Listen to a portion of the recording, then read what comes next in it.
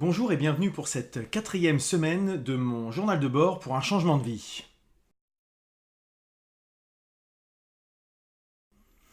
Alors, cette semaine, je ne vais pas forcément faire un numéro comme j'avais eu l'habitude de faire pour les précédentes vidéos, pardon, puisque déjà il ne s'est pas passé énormément de choses cette semaine, j'étais en vacances.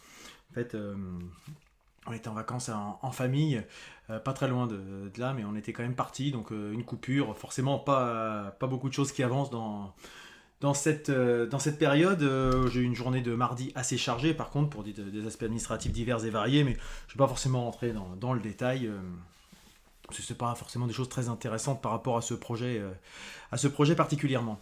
Du coup, je voulais en profiter pour faire un petit point par rapport à des questions, des précisions qu'on m'avait fait remonter. La première, c'était par rapport au projet global. Qu'est-ce que je voulais faire, où j'en venais, enfin où je voulais en venir, etc. C'est vrai que pour l'instant, j'avais pas encore eu la volonté de le détailler complètement. Déjà parce que moi-même, je suis pas encore tout à fait bien câblé, tout à fait bien au carré par rapport à ce que je veux faire. Euh, et puis parce que je voulais y aller par étapes, etc. Voilà. Je veux faire du consulting, être consultant, faire du conseil en entreprise, pourquoi pas de la formation, de l'accompagnement d'entreprise dans leur organisation, dans leur structure, dans leur système, dans leur accompagnement dans le changement, dans plein de choses comme ça. Mais voilà, pour l'instant c'est trop vague, c'est pas un projet vers lequel je vais aller taper à la porte d'une boîte et puis lui dire bah moi je vais vous faire ça. Et on dirait d'accord, mais c'est très vague votre truc, c'est encore un charlatan qui vient essayer de nous escroquer. Voilà, donc c'est pas l'idée. Je veux vraiment avoir du concret à proposer. Donc en attendant d'avoir ce concret, je vais continuer de réfléchir et pour l'instant, vous laissez m'accompagner dans la démarche. Voilà. Alors ça peut être frustrant pour certains qui voudraient peut-être, qui imaginaient peut-être quelque chose de plus abouti déjà dès le début, mais justement c'est bien bien pour ça que je choisis ce titre pour cette chaîne. Journal de bord, hein, ça veut bien dire que ça se suit un peu au jour le jour ou étape par étape, et d'un changement de vie. Et pas, si j'ai bien dit changement de vie, c'est pas d'une reconversion. C'est-à-dire que la reconversion, on change de métier, on change de contexte, voilà.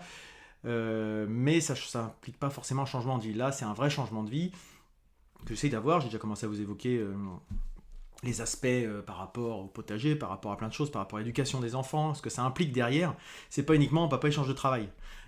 Pour ma femme, c'est pas uniquement mon mari il change d'emploi et puis il va quand même il fera la même chose mais dans une autre boîte. Voilà. Non, c'est vraiment un contexte global, un projet de famille qu'on essaye de mener tous ensemble pour ça. Donc voilà pourquoi je l'ai appelé comme ça cette chaîne.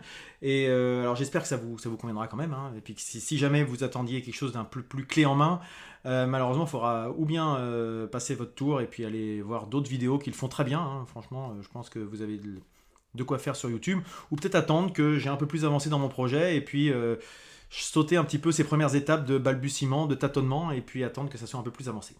Donc ça c'était pour la première question qui m'est pas mal parvenu, de un peu plus cadrer ce que je veux faire. Et l'autre question qui est assez intéressante, c'est vrai que je ne l'avais pas encore abordée, et pour moi c'est clair, c'est tellement évident, parce que je baigne dedans, c'est quel a été le déclic.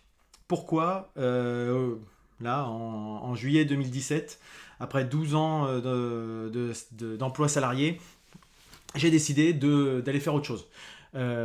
Puis pas faire complètement autre chose, c'est-à-dire de changer complètement de vie.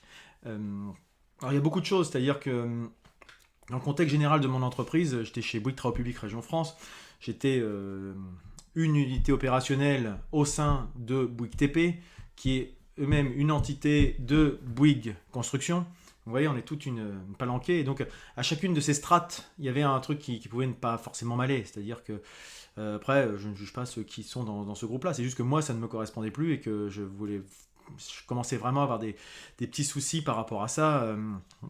J'étais aussi entre guillemets, pour toute proportion gardée, un niveau de responsabilité qui me faisait être beaucoup plus dans la politique politicienne que dans du concret.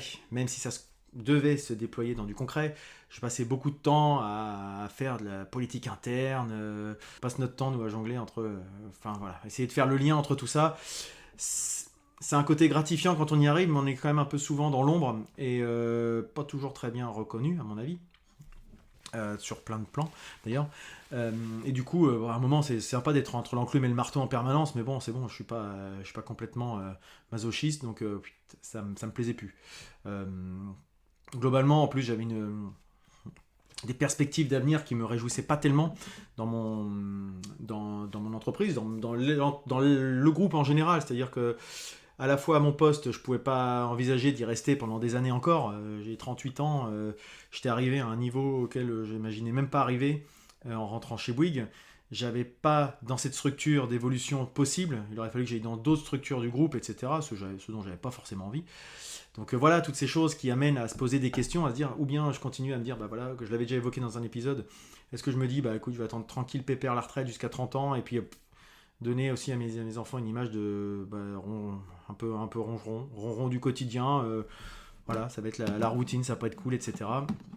Ou faire autre chose. Donc, après, dans le cadre de mon entité, de mon unité opérationnelle, il y avait aussi beaucoup de choses qui devenaient très très très très très compliquées.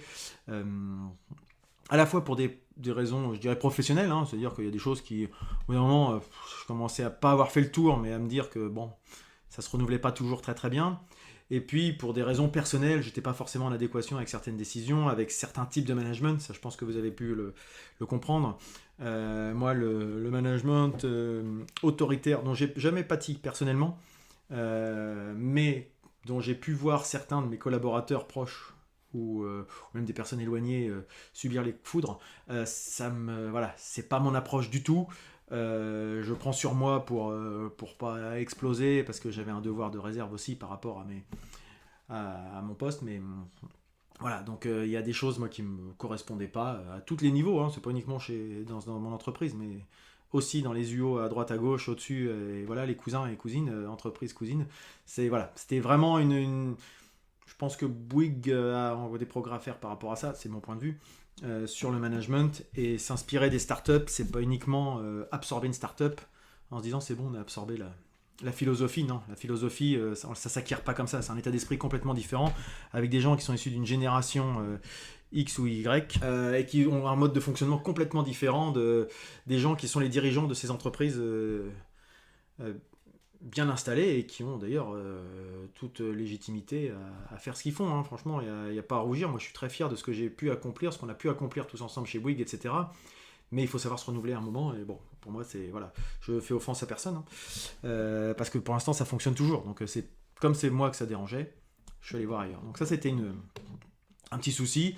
Après, qu'est-ce qu'il y a eu? Bon, il y a eu des problèmes entre guillemets perso qui m'ont un petit peu saoulé sur des aspects plutôt matériels, reconnaissance, hein, que ce soit financière ou autre, hein. Euh, voilà, c'était pas, j'avais l'impression d'être jamais chez moi en plus. C'est-à-dire que quand je parle de reconnaissance financière, c'est pas uniquement que considère que je mérite tant ou quoi que ce soit, hein. Parce que c'est pas une question d'argent si je suis parti. C'est juste que en relation avec d'autres personnes, j'avais l'impression que le temps que je consacrais à l'entreprise me reversait pas forcément la même, je dirais, il y avait les mots qu'elle allaient avec, c'est-à-dire qu'on me disait que je travaillais très bien, que tout le monde était très content de mon travail, ça c'est déjà pas mal, hein, tout le monde n'a pas cette chance-là, mais c'est bien, sauf qu'à un moment, et je vais y venir, c'est que ça n'achète pas tout, une reconnaissance, je dirais, de circonstances, et puis de temps en temps, bah, un peu de rémunération, ça fait pas forcément de mal, euh, parce que, bon, bah, voilà, j'étais pas non plus toujours sur la route, mais j'étais quand même assez souvent absent. Et quand mes enfants ou ma femme commencent à me dire qu'ils apprennent à vivre sans moi, ou que finalement ma femme en a marre d'être mariée à un courant d'air parce que à droite à gauche il y a toujours un truc à faire, et puis que elle surtout ça lui portait préjudice dans son activité aussi, parce que elle est également entrepreneur, elle avait également des envies de travailler, de s'investir dans des choses associatives, etc.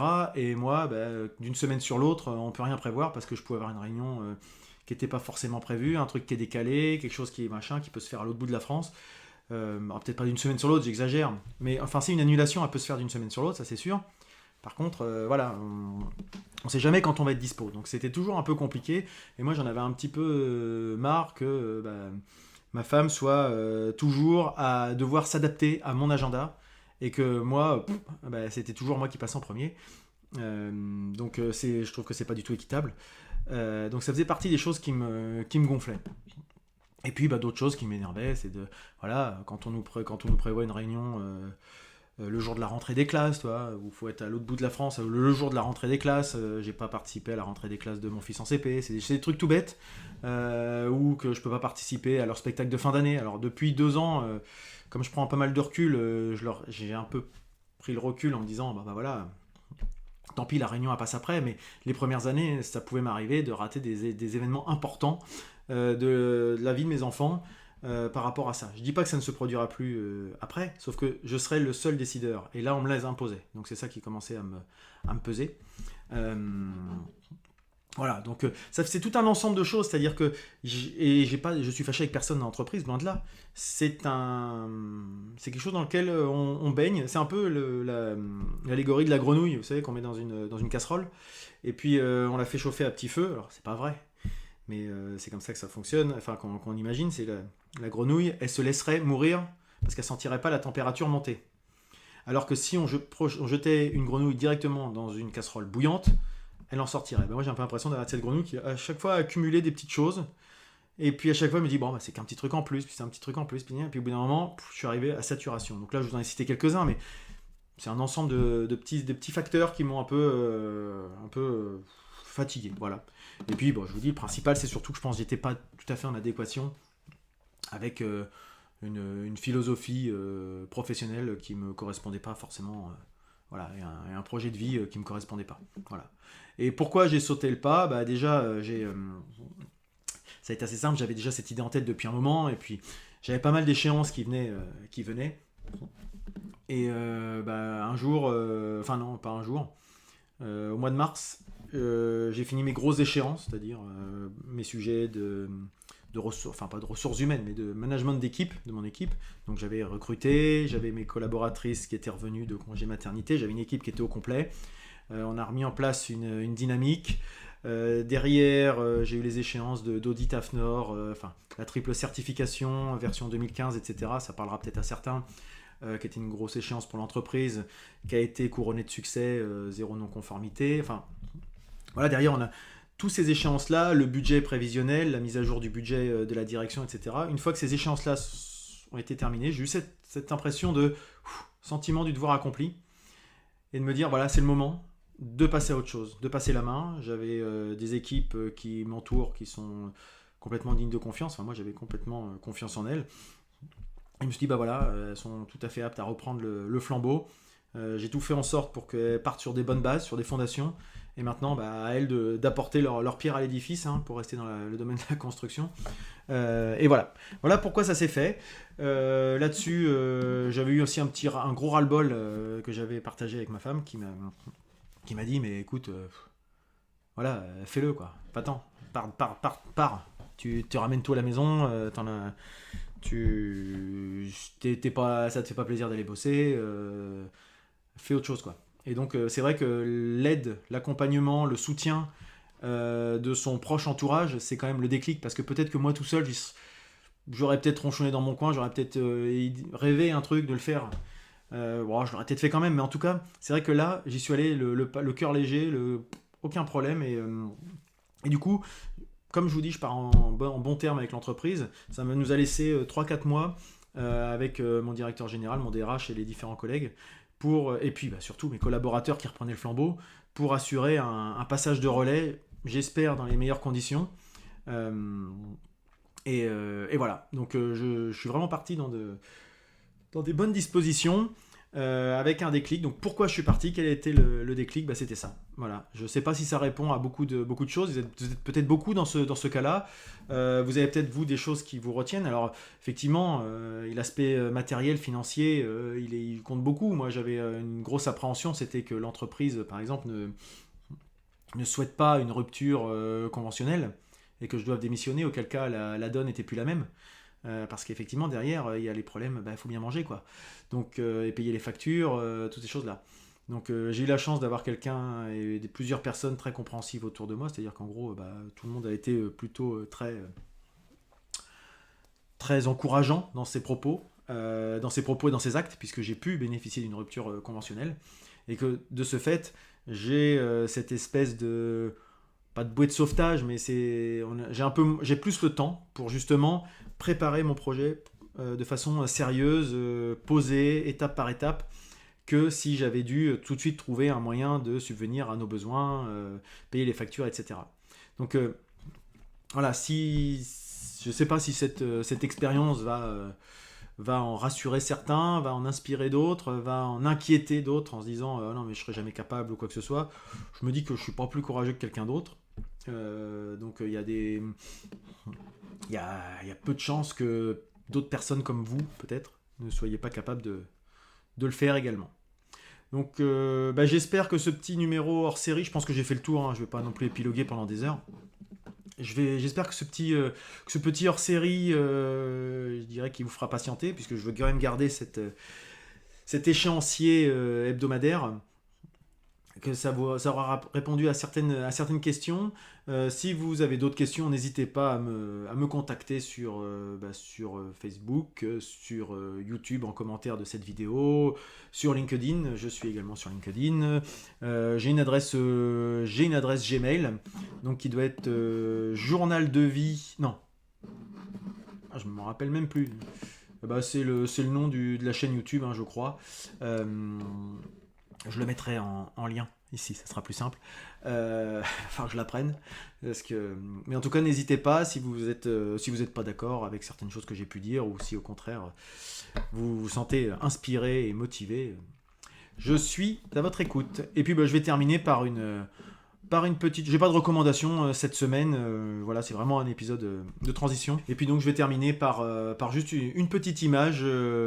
une petite citation inspirante, du moins je l'espère. Moi, ça fait partie des petites choses. Je me dis, c'est toujours des choses positives souvent. Hein. Quand même, je vais pas trop vous relayer des trucs issus des pages, les complots pour briller en société ou les choses comme ça. Non, moi, je suis plutôt d'un naturel optimiste et positif, donc je vais essayer de diffuser à mon modeste niveau ce genre de choses. Et puis, aussi, je tenais à remercier tous ceux qui me suivent. Hein. Si vous avez vu cette vidéo jusqu'à ce moment-là, merci à vous. Parce que je m'attendais vraiment pas à avoir autant de vues et surtout autant d'interactions. Continuez comme ça, enfin continuez, vous faites comme vous voulez, mais je suis ravi de pouvoir échanger. J'ai plein de conseils, des gens qui me disent va jeter un œil par-ci, va jeter un œil par-là, tiens, va interroger un tel, ou juste on est vachement content pour ton projet, etc. Donc merci à vous. Ça contribue aussi, comme je disais tout à l'heure, même si je vous connais pas tous, hein, loin de là. Comme quand ma femme m'a dit vas-y, franchis le pas, saute le pas. Ça a été ça. Donc le grand pas vers l'inconnu, vous contribuez par vos messages à me motiver. Voilà. Je vous dis à la semaine prochaine.